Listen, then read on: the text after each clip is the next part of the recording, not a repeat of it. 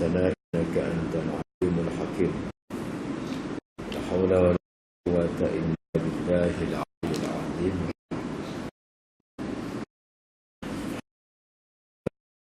Syukur di atas kesempatan yang terus masih kurnia kita untuk ada di Allah. InsyaAllah dia akan menyumbang kepada perjalanan kali kita.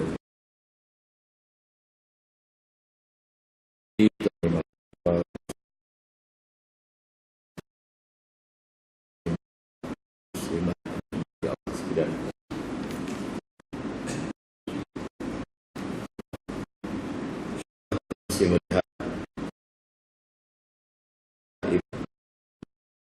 akan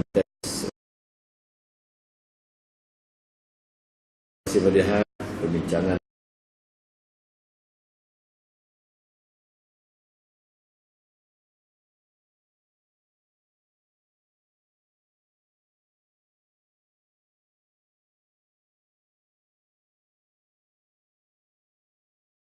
yang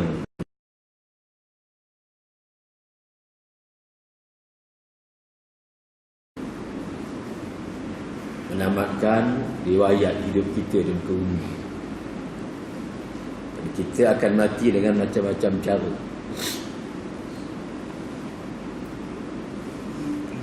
Kita sebut pada masa lalu apa dia? Pertama antaranya kematian yang bertaraf at-tayyibin. Itu orang yang dimatikan Allah dalam keadaan yang baik. Setelah mereka melaksanakan tugasan mereka di muka bumi. Allah menyebutkan A'udzubillahi minasyaitanir rajim. Alladzina tafahamul malaikatu tayyibin yaquluna salamun alaikum udkhulul jannah bima kuntum ta'malun. Itu ketika orang-orang yang diwafat dalam keadaan baik oleh para malaikat yang mengatakan kepada mereka salamun alaikum. Masa kamu dalam syurga itu disebabkan apa yang telah kamu kerjakan. Antara kematian kita, gambar bagaimana kita mati. Mati dalam keadaan at-tayyibin.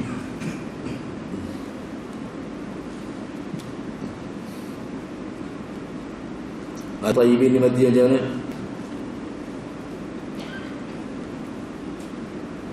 Kata orang tafsir, pertama kematian dalam keadaan beriman.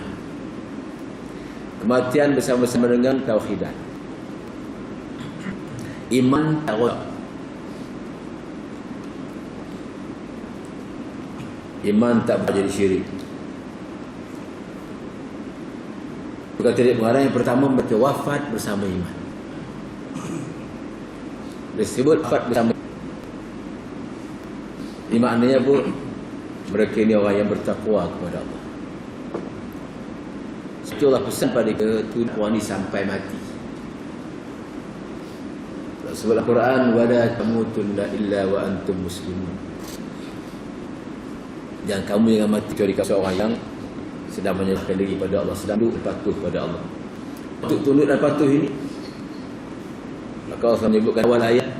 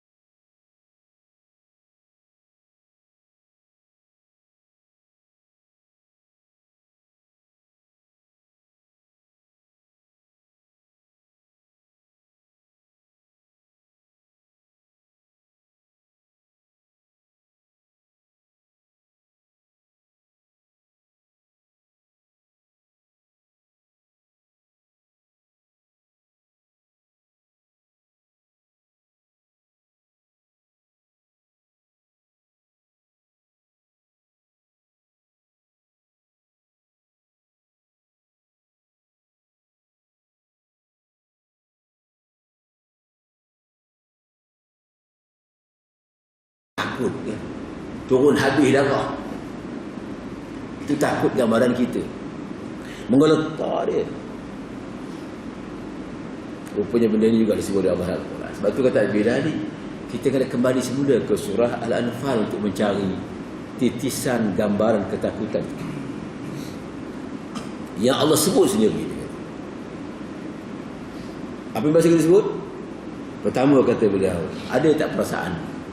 Sebut Allah gementar hati. Ada tak perasaan?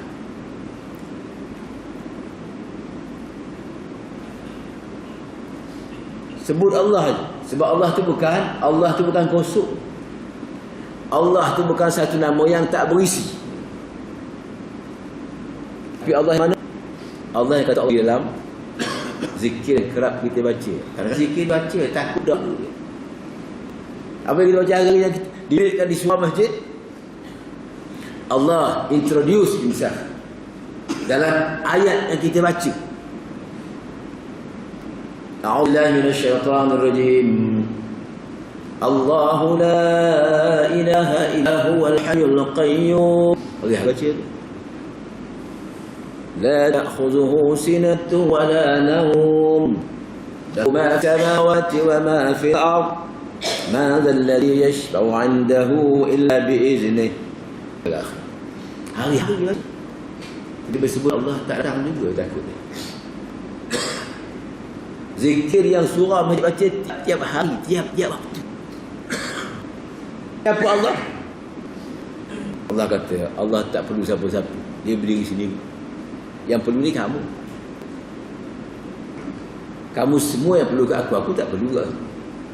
Allah boleh berdiri sendiri. Kita tak boleh. Kita berdiri sendiri. Kena ada yang berikan kita. Kena ada yang tolong. Dan Allah beritahu kepada kita kehebatan dengan ayat ini. Tak takut kata, tak ada siapa tolong kamu kalau tak izin. Kalau aku tak izin, tak siapa tolong kamu. Mak, kalau benda kita ada dengan izin, dia boleh sebut nama dia tak terfikir. Kalau Allah tak izin, tak. Juga Allah sebut dalam banyak ayat Allah perkenalkan zat dia. Wallahu la ilaha illa huwa alimul ghaibi wasyahadah huwa ar-rahmanur rahim. Apa kenalkan dia? Yang ilmunya merangkumi yang nyata dan yang tersembunyi, yang pengasih, yang pemberah, yang penyayang. Kadang-kadang sahabat kita baca semua gambaran ini, tapi apa sikap? Kadang Allah tahu yang nyata ini tak terasa bimbang. Orang yang nyata, yang gaib itu macam rasa okey kan, sebab macam Allah tak tahu. Tapi orang kita tu tahu yang gaib dan yang nyata. Bila ada zat yang begini, orang tak tahu, tapi ada orang yang tahu. Bila kita nak action lebih, kawan kata kamu cakap jangan langsung. Mungkin orang lain tak tahu, tapi ada seorang kawan yang tahu. Yang bila kita cuba nak action dia apa? Sama lah, kamu yang cakap banyak. Jangan langsung. Ada pula aplikasi kan? Ada pula aplikasi ni. Takut kan? Risau je kan? Persoalannya lahir tak? Itu yang pertama. Yang kedua kata beliau, mau tahu macam Allah kata, baca pada kamu ayat ada tidak perintah dia, bertambah apa? Yang bertambah apa? Quran kata yang bertambah iman, yang bertambah taat. Kita hari boleh baca ayat Allah yang bertambah apa? Yang bertambah pendapat. Walau bagaimanapun pada pendapat saja. Kita mula mempendapat ayat Allah. Kita meletak Allah dalam otak kita. Bawa Allah dalam kepala otak kita. Kita argue dengan Allah. Itu. Yang ketiga kata ambil peringatan ayat ini. Apakah kita menyerah kepada Allah? Rasa takut ni apa? Tentu orang takut ni dia menyerah. Pernah tak dengar orang lawan? Askar. Bila kita tawan orang musuh ni kan, agak musuh nak berlawan lagi. Dah angkat tangan tu nak berlawan lagi. Duduk situ kan. Kan ni sebab undang.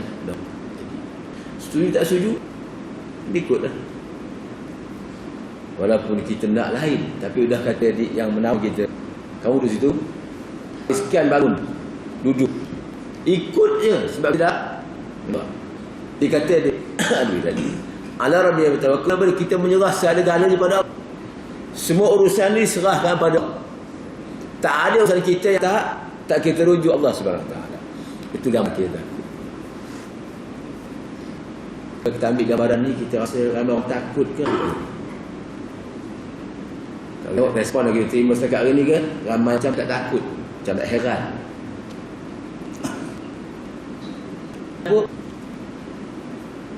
Barangkali antara sebabnya ialah cakap apa? Walakin asaran nasi la ya'lam. Ramai tak tahu apa, tak tahu agama dia. Lepas tu bila masuk Idul Fitri selepas puasa, orang tak balik beragama. Bukti apa? Cara sambut dah menentang apa kan? Cara sambut. Saya maklum kan, media kita maklum. TV ni hari hiburan, hari meraihkan para artis kan, dengan macam-macam program. Cara sambut tak betul. Allah kata hari ni hari kau balik pada agama, balik pada Islam, balik pada Allah. Tiba-tiba pagi itulah kisah Allah. Ramai gitu. Itu Allah kata lazim ini kan apa? Allah sebut ujung ayat tentang menegakkan Islam, apa kata Allah? Walakin aksasi la ya'lamun. Pun kalau manusia yang tak tahu tentang agama dia. Dan tak tahu ni kan masa dia tu kan baca Ar-Rum ayat 30 ni. Tak tahu ni apa? Pertama, kejahilan. Jahil agama sendiri.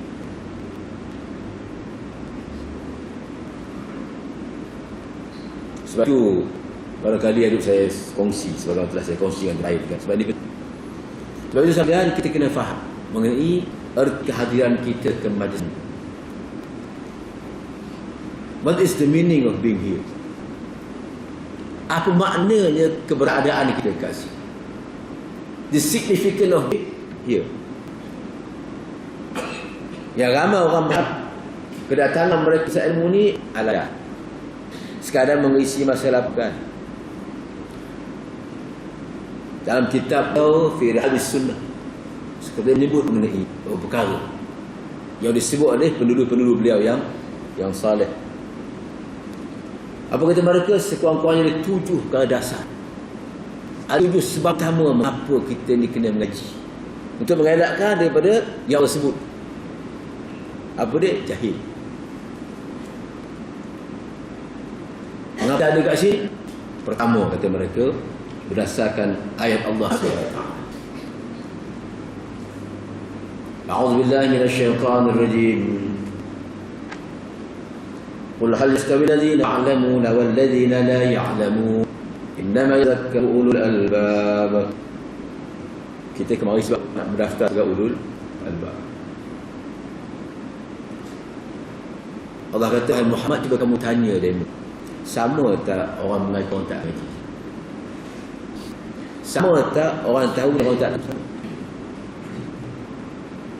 Allah beritahu sendiri, innama yatazakkaru ulul albab.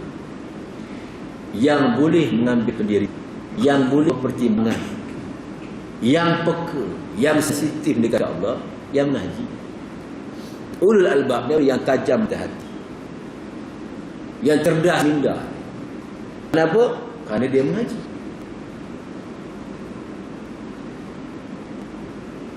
Kita datang bukan sekadar nak bersamakan, tapi nak untuk dia menjadi ulul albab.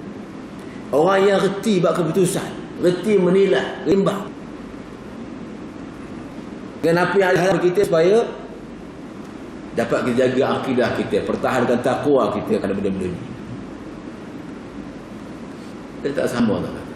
Tak sama yang berilmu dengan yang tak berilmu. Sebab tu kadang-kadang kita perhatikan hari ini,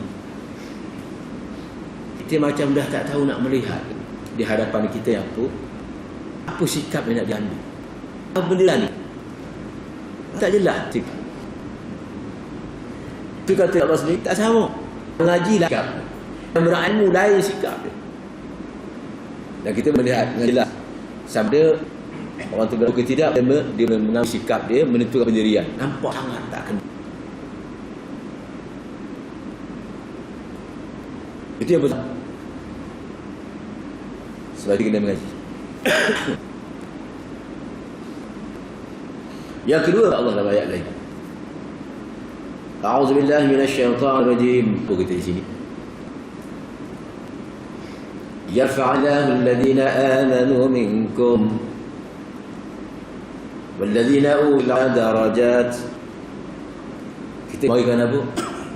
Untuk cuba memposisikan diri kita di sisi Allah Subhanahu wa taala.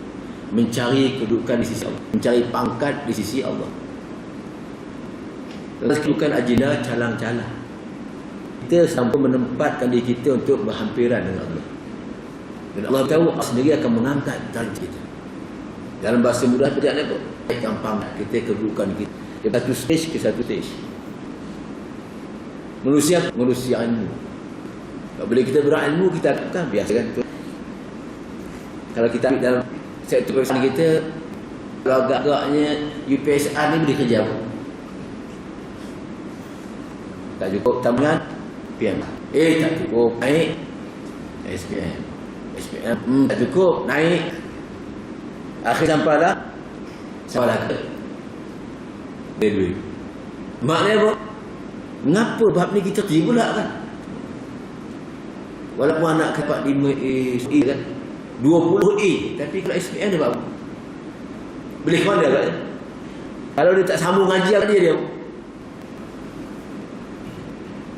Kerana itulah kita diminta untuk teruskan pengajian.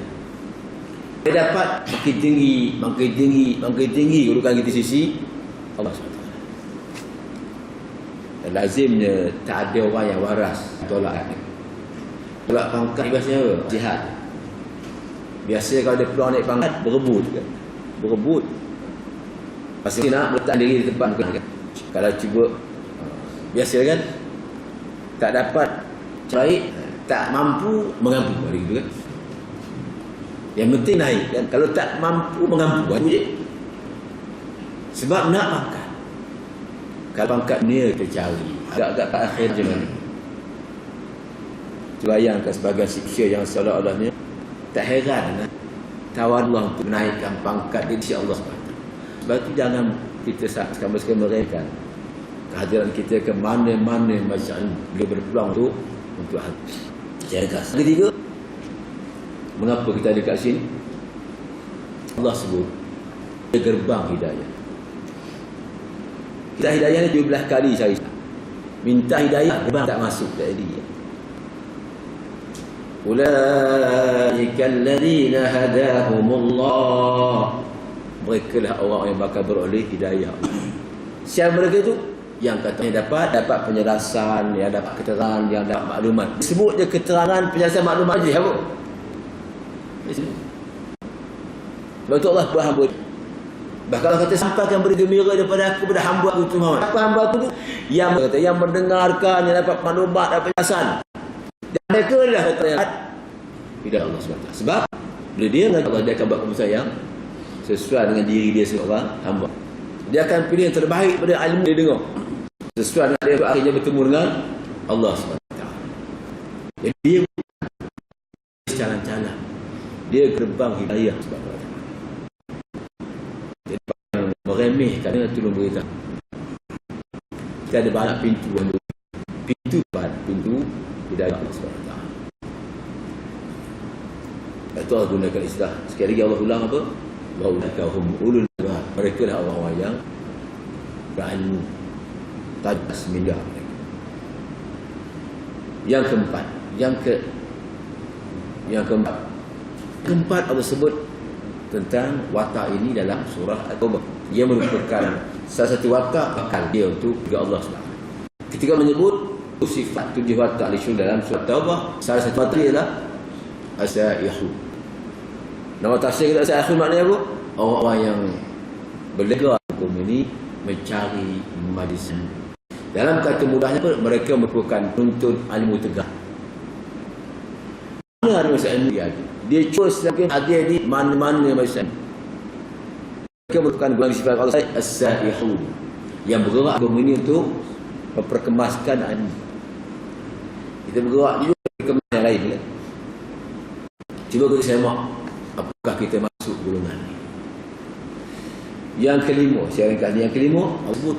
Nabi kita sebut. Ini kehadiran mereka semata-mata antara itu untuk menempatkan diri sebagai hamba-hamba yang beroleh kebaikan. Itulah hadis Bukhari. Nabi kata, "Man yuridillah bi'abdihi khair, yufaqihu fid din." Tanda-tanda Allah ni sayang kat kita, nak bagi kita kebaikan apa dia? Nabi kata pertama sekali dia yufaqihu fid din, kefahaman agama. Kita faham agama. Disebut agama apa dia? Kita faham akidah apa? Kita faham ibadah tu apa? Kita faham syariat tu apa? Orang ni faham ke?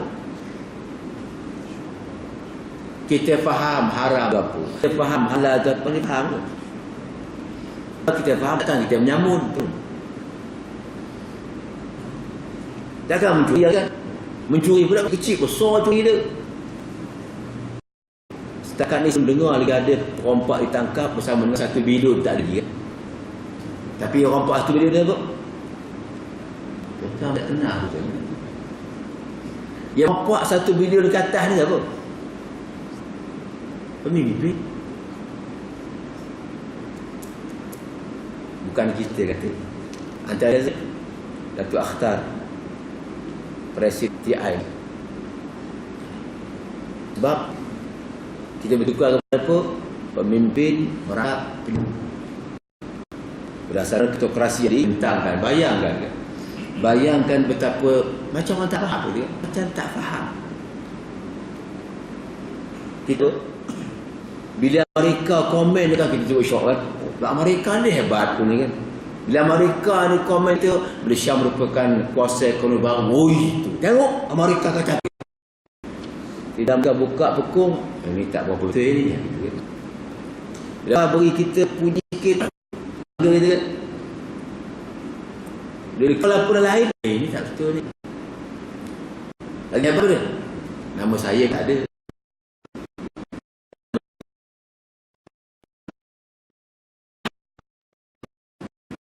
Menampakkan betapa faham dalam masalah yang kita sedang.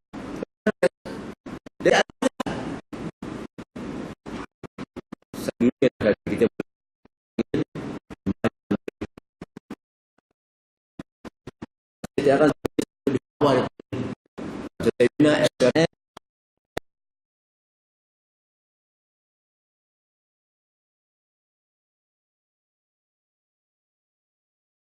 tidak